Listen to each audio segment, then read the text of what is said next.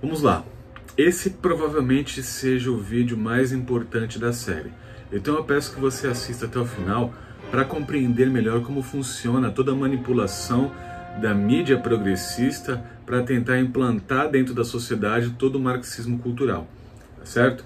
Peço que você já curta, compartilhe e ao final do vídeo comente a sua opinião aqui embaixo para que a gente possa fazer com que esse vídeo tenha o maior alcance aqui dentro dessa plataforma, certo?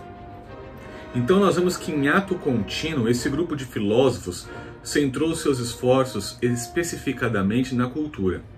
É a cultura que forma os fundamentos, que modela a mentalidade e a visão política das pessoas.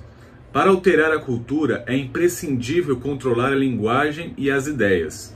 E para fazer essa revolução cultural é fundamental se infiltrar nos canais institucionais, particularmente na mídia e na educação. Deter o controle desses canais institucionais seria a maneira mais eficiente de impor e promover a sua visão ética. A educação controlada por sua ideologia forneceria a chave para a obediência garantida, extirpando toda e qualquer discordância, tanto quanto todo o potencial de pensamento independente produzido pelo indivíduo.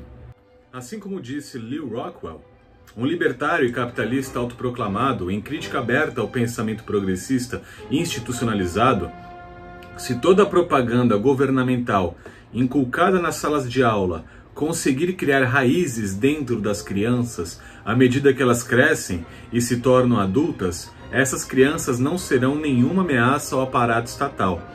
Elas mesmas irão prender os grilhões aos seus próprios tornozelos. Em vez de criar uma plataforma que estimule o desenvolvimento do indivíduo por meio de raciocínio lógico, questionamentos e por meio de diálogos estimulantes, o sistema educacional atualmente funciona como uma linha de montagem mecanizada, que tem o objetivo de padronizar e homogeneizar os indivíduos, condicionando-os a se submeter ao sistema progressista, sempre dizendo sim e jamais questionando. Essa é a lógica da teoria crítica da sociedade e o elemento central do politicamente correto. Trata-se de uma tentativa de controlar a capacidade humana de todo tipo de pensamento independente.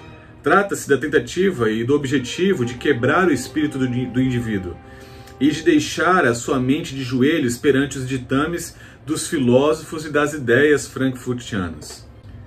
Em O Futuro do Matrimônio, de 1966, Horkheimer diz que no final do período burguês e sua injustiça específica, com a vitória da era técnica decorrente dele, a aura da pessoa se apaga, pela apresentação não escolhida e a conversão ativa em imagens públicas de estrelas de cinema, dos líderes manchados de sangue, das princesas em busca de maridos, através da laboriosa personificação nos meios de comunicação de massa, aos quais, obviamente, nada mais resta em questão e vem, por assim dizer, confirmar o fim da pessoa em sentido genuíno.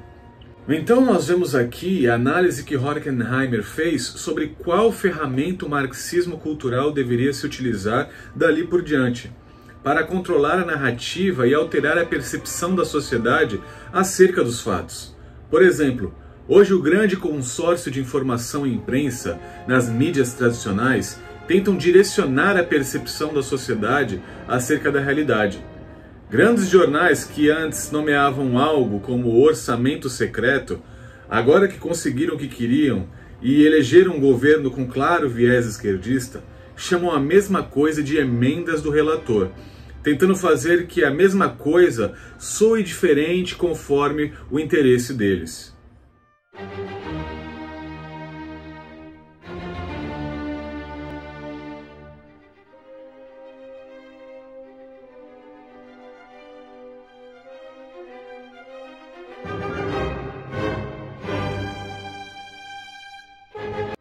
Outro exemplo que vi esses dias foi ver um galã das novelas e filmes nacionais atuando em um papel como chefe do tráfico. Gostaria que vocês me falassem qual traficante preso que apareceu, sei lá, no programa do Datena parece com Cauã Raymond. É uma clara tentativa de romantizar a prática do crime. Vocês acham que eu tô brincando, né?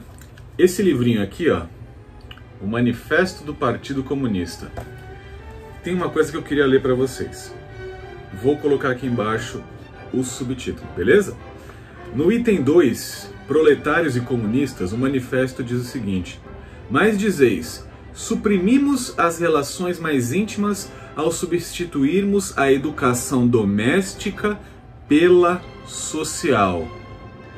A enganadora retórica burguesa sobre a família e a educação, sobre a relação sagrada de pais e filhos, torna-se tanto mais repugnante quanto mais em consequência das ações da indústria moderna. Todos os laços de família dos proletários são rasgados e os seus filhos transformados em simples artigos de comércio e instrumento de trabalho. Vamos lá, outra coisinha interessante aqui que eles falam. O casamento burguês, na página seguinte, eles nem deram muito espaço para isso, tá? O casamento burguês é, na realidade, um sistema de esposas em comum. Portanto, quando muito, poder-se-ia censurar aos comunistas por desejarem introduzir um sistema abertamente legalizado de amor livre, em substituição a um hipocritamente escondido. É, de resto, evidente que a supressão do presente sistema de produção deve trazer consigo a supressão do amor livre que vinha brotando daquele sistema, isto é, da prostituição pública e também privada. Vamos fazer uma analogia básica aqui do que eu acabei de ler e de como o marxismo cultural tem agido na sociedade moderna. Vamos fazer uma analogia, que é o seguinte: imagine alguém todo dia sentando no seu sofá, na sala da sua casa, conversando com você e com a sua esposa acerca da normalidade do adultério e estimulando indiretamente a aceitação dessa prática, talvez implicitamente até sugerindo tal ato aos dois. Imagine que você e a sua esposa, noiva, namorada, companheira, seja o que for, estejam diante de tal pessoa. Uma hora, claramente, um dos dois, se tiver vergonha na cara, se incomodaria com o assunto, por achar que essa pessoa estaria disposta a que ambos, ou um dos dois, concordem com tal prática. Haveria, então, um claro incômodo nessa conversa. Agora, substitua essa pessoa X por uma televisão, por uma emissora, onde dia após dia o entretenimento tenta normalizar práticas como o adultério, por via de novelas ou por músicas sugestivas de alguns artistas. De tanto ouvir ou ver essas práticas, que não se coadunam com o seu conceito primário de moral, você acaba se acostumando com elas. E por fim mudando seus padrões, sem que você perceba. Esse é só um exemplo. Eles fazem isso em diversos assuntos, há anos. Quando eu era menino, eu lembro de uma chamada comercial em que tinha uma mão riscada tentando desestimular o uso de drogas. Depois simplesmente pararam de passar esse comercial. E agora você vê em programas diurnos um debate aberto sobre a legalização das drogas.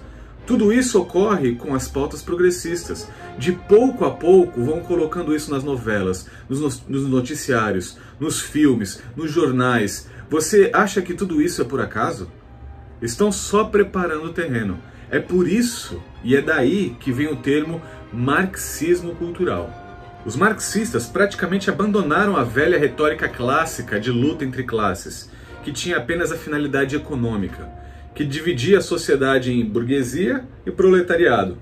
Abandonaram a discussão e substituíram por classes opressoras e oprimidas. As classes oprimidas incluem as mulheres, negros, pobres e todos os outros subgrupos que vocês já estão acostumados a ouvir, colocando todas essas pessoas como propriedade intelectual da narrativa e ideologia deles. Já a classe opressora, basicamente, é formada por homens brancos, heterossexuais, basicamente o que os pensadores de Frankfurt eram, mas que não sejam ideologicamente identificados com a esquerda. Ou seja, a masculinidade é o alvo deles. Infelizmente, quem causa isso tudo, que é uma responsabilidade que talvez você tenha que assumir, são os homens brancos privilegiados, velho. Somos nós.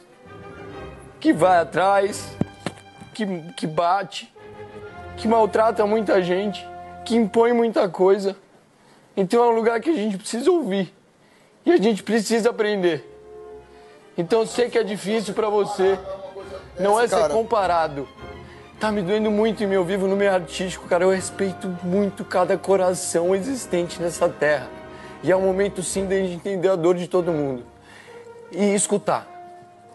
A gente tem que escutar. Não foi a intenção, eu tava junto tomando, não foi a intenção, mas não é esse o ponto. É entender o nosso lugar de fala. A gente é branco, a gente é homem, a gente é hétero, a gente é privilegiadaço, cara. Então é um lugar importante de ser falado. Muito legal, né? Sobre, tipo, homem usar maquiagem. Você pensa, eu penso muito nisso. Pintar a unha, usar maquiagem. Não quero que meu filho use maquiagem. Mas eu, né? Eu vou querer que ele use maquiagem, que ele pinte a unha. É isso. E pra mim, o João Guilherme, esses meninos, o Vitão, eles são referência pros nossos filhos. O Vitão também é outro que tá, assim, me surpreendendo. Assim, eu mandei até maquiagem maravilhoso. Gente, o Vitão tá admirável, assim. Tipo, porque tá quebrando. Eu acho essa geração muito incrível, assim. Logo, a velha máxima de dividir para conquistar cria narrativas que colocam em polos opostos, pretos contra brancos, héteros contra LGBTs, homens contra mulheres, pobres contra ricos, nordestinos contra sulistas, fazendo que parte das pessoas que se enquadrem nessas características sejam forçadas a se tornarem propriedade dos líderes ideológicos e de suas narrativas marxistas, mantendo sempre um curral eleitoral. A esquerda não defende a diferenciação do mundo entre o decente e o indecente. Não divide entre quem faz o que é certo e o que é errado. Divide entre essas classes de pautas identitárias. Deixa eu te falar uma coisa. Existem brancos bons e brancos maus. Bons e maus pretos. Bons e maus ricos. Bons e maus cristãos. Bons e maus ateus. Bons e maus héteros. Bons e maus gays. Eu não dou a mínima se você de uma classe ou de outra, porque devemos julgar e dividir o mundo pelo caráter das pessoas, não por sua classe identitária. Tem muita gente que quer impor regras para todos, quer dividir e doutrinar como se deve agir dentro dessas divisões e vive um mundo de hipocrisia em segredo. Bem, voltando ao assunto. Como a revolução cultural deve ser lenta e gradual, passando a impressão de naturalidade, o melhor caminho então seria formar profissionais para as gerações futuras. No Brasil, por exemplo, há décadas dominando o sistema de ensino e de mídia, o pensamento neomarxista já possui hegemonia cultural. E por essa política alcançou-se a dominação de espaços midiáticos e da classe falante. Os jornalistas, os artistas, cineastas, psicólogos, padres, juízes, políticos, professores e escritores. Então toda essa camada pensante e influenciadora da sociedade tem, consciente ou inconscientemente, a intenção de homogeneizar e influenciar o pensamento popular, atacando bravamente todo aquele que pensa diferente. Daí surge o movimento do politicamente correto, a cultura do cancelamento na internet, até chegar à censura institucional e até mesmo o banimento das praças de discussão contemporâneas, como as redes sociais, por exemplo. Tudo é progressivo e hoje temos presenciado um sério agravamento dessas práticas que cerceiam a liberdade de pensar, se expressar e de se manifestar defendendo seus ideais. Todos aqueles que há 70, 60, 50 anos atrás começaram a sofrer a influência dos elos que formam a corrente neomarxista estimulada pela Escola de Frankfurt, que comanda a mídia e os campos universitários, são hoje juízes, professores, diretores, editores dos meios de comunicação, políticos empossados, artistas consagrados que usam seus palanques e fama para formar, dentro do politicamente correto, uma massa que só serve para a manobra dos interesses esquerdistas.